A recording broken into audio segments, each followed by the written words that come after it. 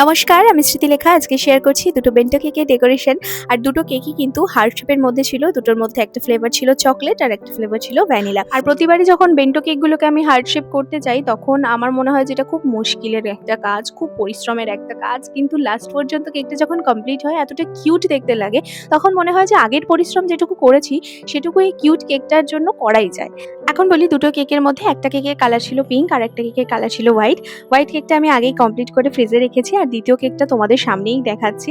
এবার প্রথম যে কেকটা ছিল তার মধ্যে একটু পিঙ্ক কালারের বর্ডার দিয়ে ওপরে আমাকে লিখতে হতো চ্যাপ্টার 21। যেহেতু পিঙ্ক কালারের বর্ডার দিয়েছি, ওপরে চ্যাপ্টার 21টা আমি হোয়াইট কালারের ক্রিম দিয়েই লিখেছি। কিন্তু লাস্ট পর্যন্ত আমার মনে হয়েছিল যে লেখাটা একদমই বোঝা যাচ্ছে না ফটোতে, যেহেতু কেকের বডিটা হোয়াইট কালার। তাই এর ওপর আরেকবার পিঙ্ক কালার দিয়ে আমি লিখেছি, সেটা লাস্টে ভিডিওতে তোমরা দেখতে পাবে। আর সেকেন্ড যে কেকটা সেটাতে লেখা ছিল মাই ম্যান। এখানে কিছু পিঙ্ক আর রেড কালারের হার্ট আমাকে কাস্টমার অ্যাড করতে বলেছিল, সেই কাজটাই কিন্তু আমি করেছি। এই যে তোমাদেরকে বললাম চ্যাপ্টার 21টার পর আমি আবার পিঙ্ক কালারের ক্রিম দিয়ে লিখেছি। দেখো, ওইটা লেখার পর কিন্তু আমার প্রথমে যা লাগছিল তার থেকে অনেক বেশি সুন্দর লাগছে। এখন এই কেকটার মধ্যে আমি লাস্টে কিছু সুগার বল অ্যাড করেছি, কারণ সুগার বলটা দিয়েই আমার বেশি ভালো লাগছিল। আর আগের যে কেকটা, সেই কেকটাতে আমি কিছু অ্যাড করিনি, কারণ এটা সিম্পলই ভালো লাগছে। তো তোমরা আমাকে কমেন্ট করে জানাতে এটা ভুলো না যে এই দুটো কেকের মধ্যে তোমাদের কোনটা ভালো লাগলো। আর এরকম সুন্দর সুন্দর ভিডিও দেখার জন্য আমার চ্যানেলটা সাবস্ক্রাইব করে পাশে থেকো। টাটা।